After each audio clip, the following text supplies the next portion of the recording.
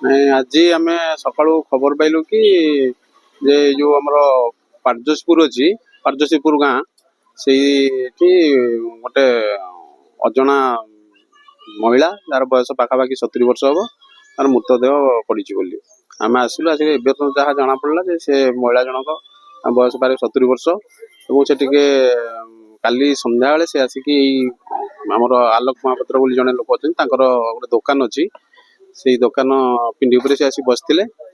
ସେ କିଛି କଥାବାର୍ତ୍ତା କରୁନଥିଲେ ଏବଂ ଟିକେ ବାୟଣୀ ଭଳି ସେମାନେ ଜଣା ପଡୁଥିଲା, ଚୁଟି ଫୁଟି ପୁରା ଜଟଫଟ ହେଇଯାଇଥିଲା।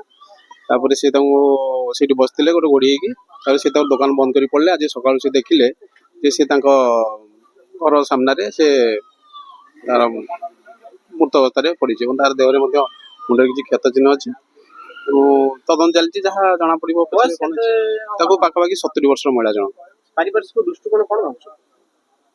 କଣ ହେଇଥିବା ପରେ ସେଟା ଜଣା ପଡିବ, ପୋଷ୍ଟମର୍ଟମ ହବ, ତାପରେ ଜଣା ପଡିବ। ସିଏ ଗୋଟେ ପାଗେଳିଟେ, ନନ୍ ଓଡିଆ ପାଗେଳିଟେ।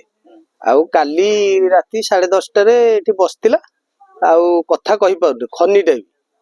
ଆଉ ତାର ଫିଡସ୍ ମାରିଲା ବେଳେ ଜଣା ପଡୁଥିଲା ସେ ଖାଲି ଇଏ ହଉଥିଲା। ଆଉ ରାତି 10ଟାରେ ମୁଁ ଦୋକାନ ବନ୍ଦ କରିକି ଗଲି, ସେ ବସିଥିଲା ଦେଖିଲି।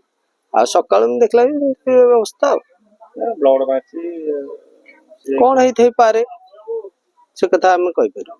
ଅଭିଯୋଗ ଯେହେତୁ ତାଙ୍କ ଦୁଆରେ ସେ ଡେଡ ବଡିଟା ଅଛି, ତାଙ୍କ ତରଫରୁ ଅଭିଯୋଗ ହେଇଥିଲା, ଇନଫରମେସନ ହେଇଥିଲା। ପୋଲିସ ଆସିଲେ? ହଁ ଆସିଛନ୍ତି, ଗଡିଛି କଥା।